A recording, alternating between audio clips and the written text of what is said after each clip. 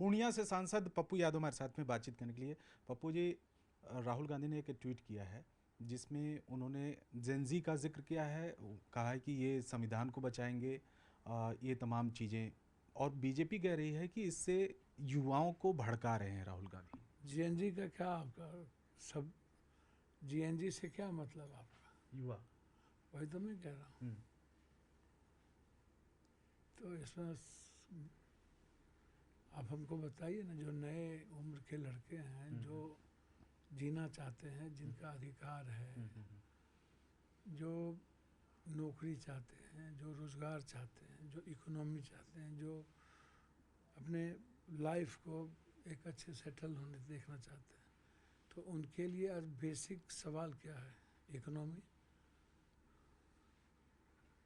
रोज़गार, piece country. तो ना कंट्री पीस है, नफ़रत के आग में 11 साल से झुलस रही है, और ना मेरा ह्यूमैनिटी एस्टेब्लिश्ड है, और संविधान वैसे ही बिल्कुल अलग थलग पड़ा हुआ है, संविधान के विपरीत वर्क हो रहा है, और लोकतांत्रिक मूल्य खत्म हो ही गए हैं लगभग। तो इसको सेव कौन करेगा? इसकी लड़ाई कौन लड़ेगा? अब नेपाल तो है नहीं, या बांग्लादेश नहीं है, हमारे यहाँ तो बड़ी क्रांति के आसार भी नहीं है। जब किसान आंदोलन में आप क्रांति नहीं हुई, पंजाब तक सीमित रह गया जन, और हरियाणा बेसिकली।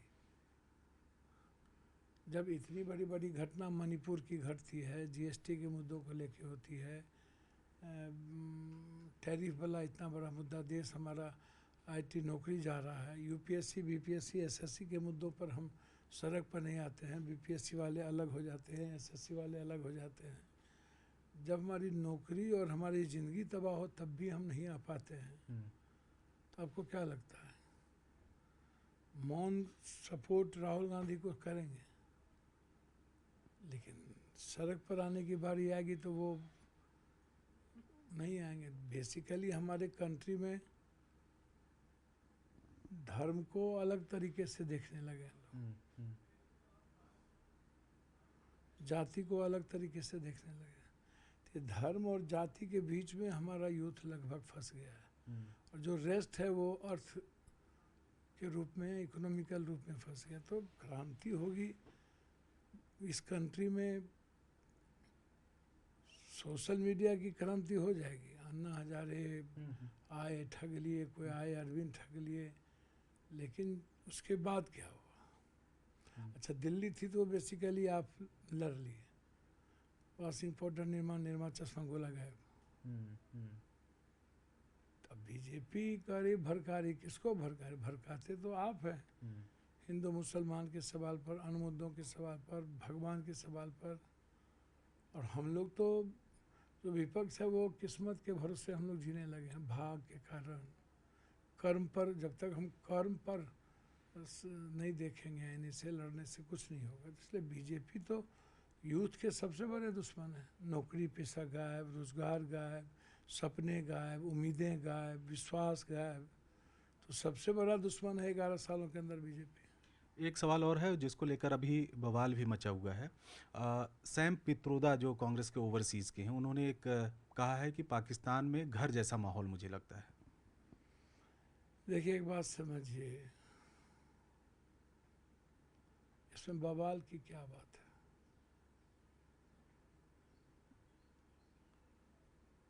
सबसे बड़ी बात है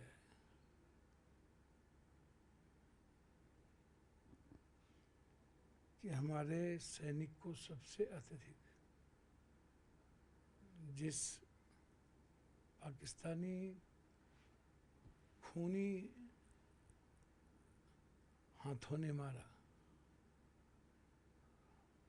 आर्मी चीफ को आप बुलाते हो और अमेरिका में मटन खिलाते हो, और विदेश मंत्री वहीं होता है, और बाद में मोदी जी ट्रंप को अपना भाई बताते हैं आज से 5 दिन पहले। टैरिफ में हमारी लाइफ बर्बाद कर देती है। आप इसको इस रूप में देखिए ना,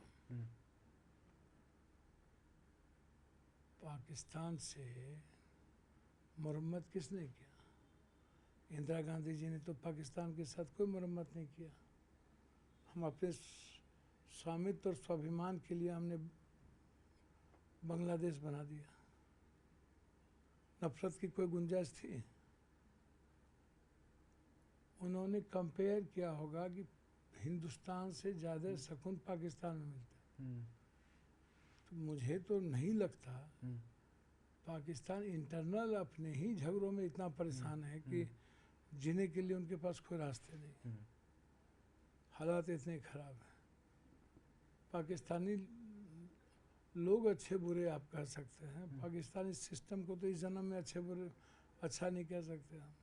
जो 24 घंटा गिद्ध दृष्टि रखती है नफ़रत पर, बॉर्डर पे, तो वो अच्छा लोग नहीं हो सकता। सिस्टम कभी भी अच्छा नहीं होगा, आप इसको लिख लीजिए।